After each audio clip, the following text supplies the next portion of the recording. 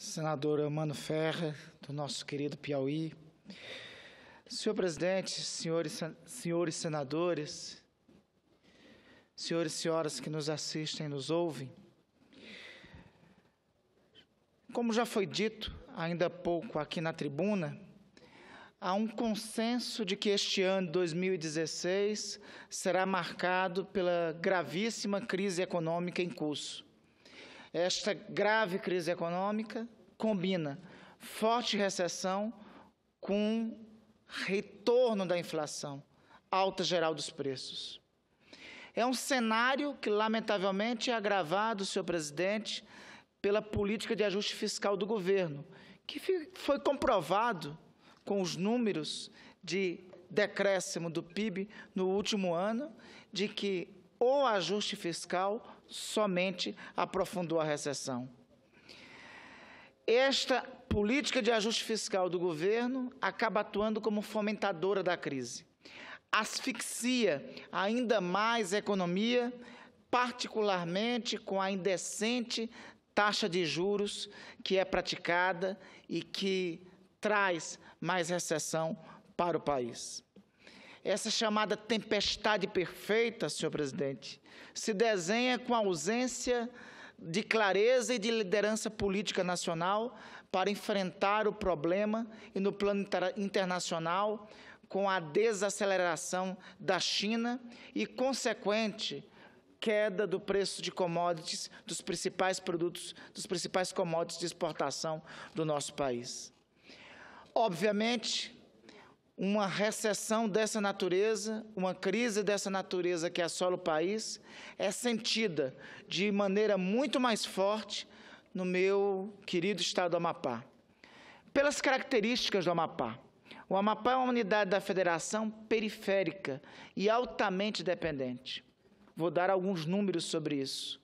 No Amapá, quase 45% do seu produto interno bruto é gerado na administração pública. Dentre os estados da federação, é o estado da federação que tem a maior participação da administração pública na formação do seu produto interno bruto. Praticamente quase 70% da massa salarial vem da remuneração de servidores públicos. E 3/4 da receita do governo estadual é fruto de transferências da União. Por estas suas especificidades, obviamente, o que é um espirro na economia nacional, e neste caso concreto não tem sido um espirro, mas qualquer espirro na economia nacional é pneumonia pelas consequências que tem para a economia amapaense. Um conjunto de dados do último período, nos fornecido pela Federação do Comércio, indica isso. A pesquisa mensal do comércio varejista, aferida pelo IBGE, e cujos últimos resultados são de novembro de 2015, aponta para uma queda da receita nominal de vendas do Amapá de 20%. Isso se acumula com os péssimos dados obtidos em setembro e outubro, com recuos sucessivos de 12% e 14%, respectivamente.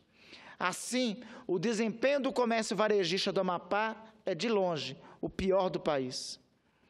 O mesmo IBGE apurou o volume mensal de receitas nominal no setor de serviços, que repete a mesma performance desastrosa do comércio. Quedas sucessivas de venda, de 13% em setembro, 16% em outubro, 15% em novembro. Recuos muito superiores à média nacional, que nunca chegou a 1% naqueles meses. Com isso, a consequência direta é no emprego. O emprego formal recuou 5,5% no ano passado. Foram fechados no Amapá mais de 4.700 postos de trabalho, segundo o Cadastro Geral de Empregados e Desempregados, CAGED, do Ministério do Trabalho. O destaque negativo principal é para os setores da mineração, comércio e construção civil. A construção civil que no ano anterior, de 2014 e 2013, chegou a ser a propulsora do desenvolvimento da economia amapaense. Minhas senhoras, meus senhores, este quadro do Amapá exige esforços redobrados no meu estado para se enfrentar a crise, visto que a crise no Amapá, em decorrência da crise nacional, tem efeitos mais severos, tem consequências mais profundas na economia. Este quadro do Amapá exige que todas as lideranças políticas, empresariais do meu estado constituam o que estou propondo agora, um pacto pelo desenvolvimento do Amapá. Neste pacto, consigamos unificar todos no enfrentamento da crise e na retomada do desenvolvimento do Estado.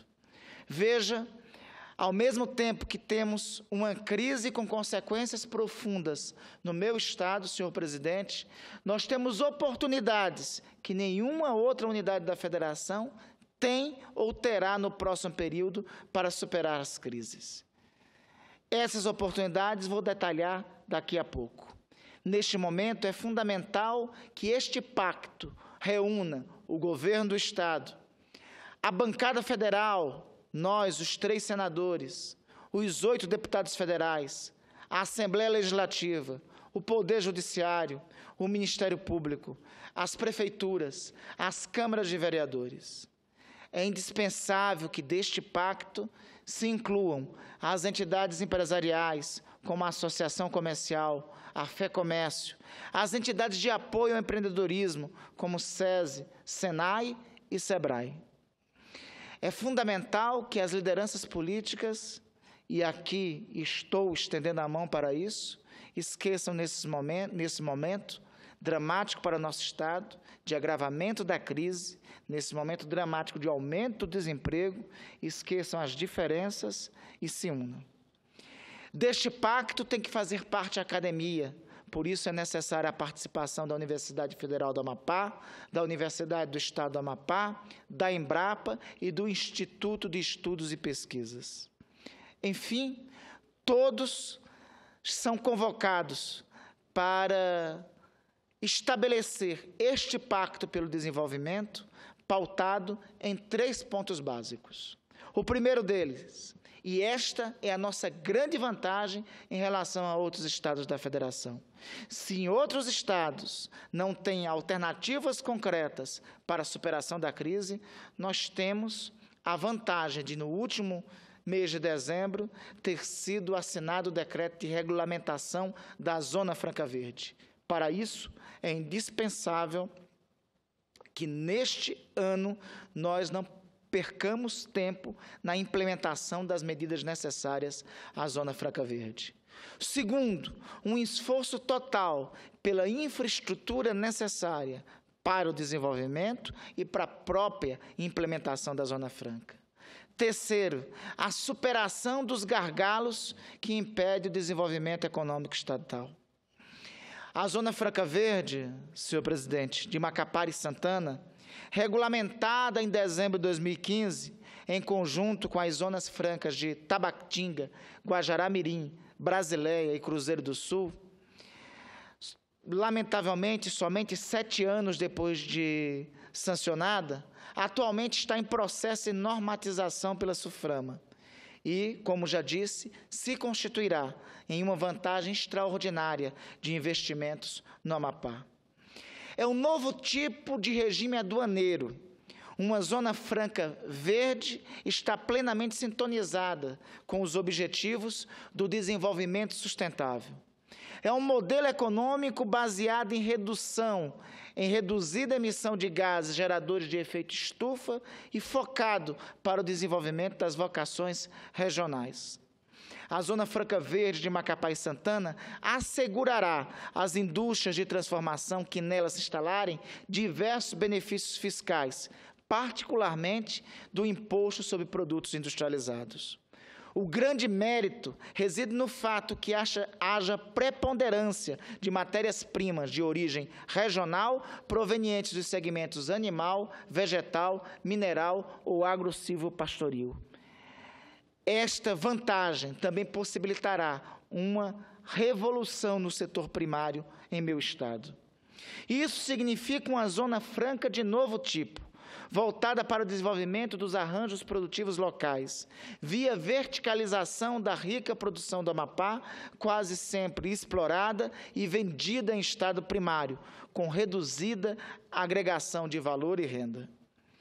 Para que seja realidade a Zona Franca Verde, é fundamental que neste pacto, que proponho agora para os agentes políticos que já citei, é fundamental, em especial, que o governo do Estado, os governos municipais de Macapá e Santana agilizem a concessão de incentivos nos tributos de sua competência. Aqui destaco a iniciativa já dialogada com o prefeito Clécio Luiz de Macapá, que, até o próximo dia 20 de fevereiro, apresentará um conjunto de incentivos tributários do município de Macapá para a instalação de investimentos e indústrias na área de Macapá e de Santana.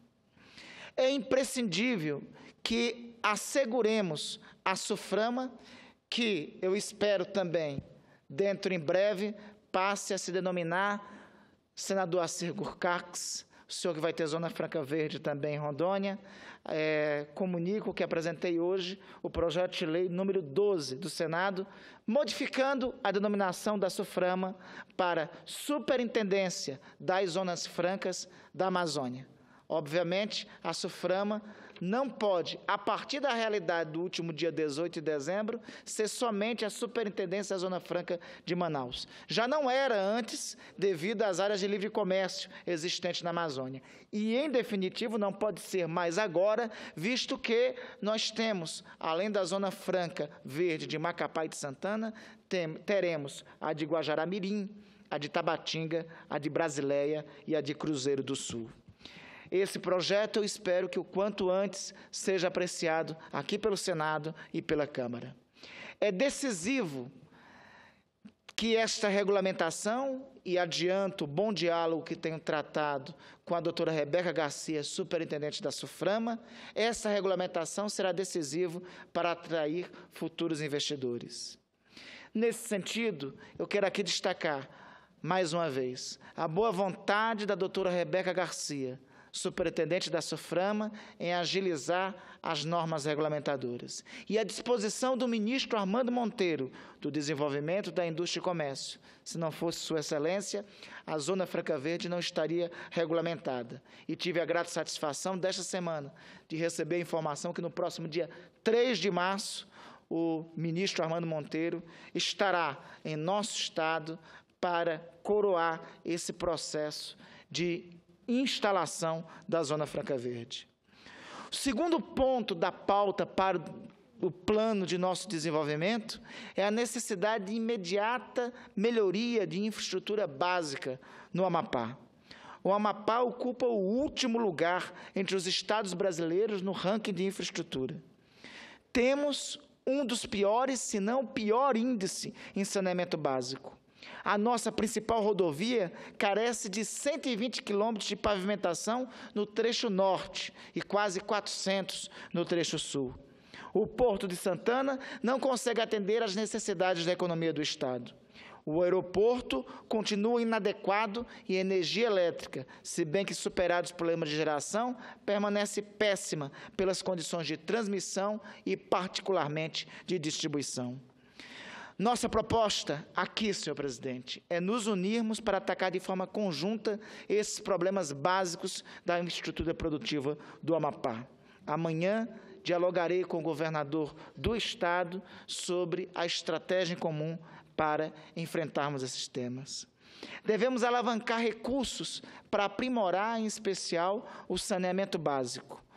Macapá tem ainda a menor rede de saneamento básico entre as capitais brasileiras, somente 8% de cobertura.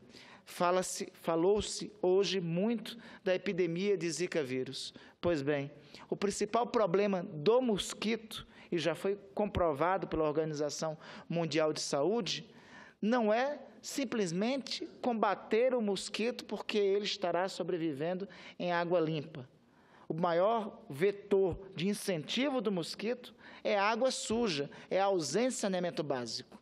Não adianta falar em combate à epidemia de Zika vírus se não tiver por parte do governo federal um amplo investimento em saneamento básico.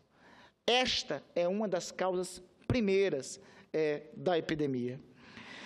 Devemos estar unidos em torno do Porto de Santana, com apoio da ampliação da área portuária pública e as iniciativas privadas de uso, em especial no terminal de uso privativo e na unidade beneficiadora de grãos, na Ilha de Santana, fundamental para que nos tornemos um importante polo de escoamento e produção de grãos no Brasil. Também, como já disse, é necessário garantir a continuidade e agilizar as obras do Aeroporto Internacional de Macapá, retomada ano passado, graças a um esforço conjunto da bancada federal. Por fim, este pacto deve também englobar os problemas de energia elétrica, que passará por uma solução sustentável para a situação da Companhia de Eletricidade do Amapá. O último item do Pacto pelo Desenvolvimento do Amapá se refere à superação de alguns gargalos institucionais que dificultam o crescimento da nossa economia.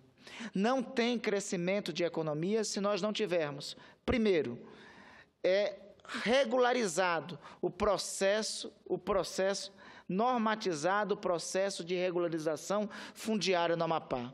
Esse processo se arrasta há anos, assim como se arrastava a Zona Franca Verde, sem que o setor produtivo consiga obter os títulos definitivos de suas terras. Isto encarece a atividade rural, que é crescente e prodigiosa no Amapá. Isso torna o crédito mais caro, em alguns casos, inacessível. O produtor rural necessita de segurança jurídica para a sua atividade. Não terá segurança jurídica enquanto não for findado o processo de regularização fundiária do Amapá. Isso é urgente e, para isso, é necessária a mobilização de todos os agentes políticos.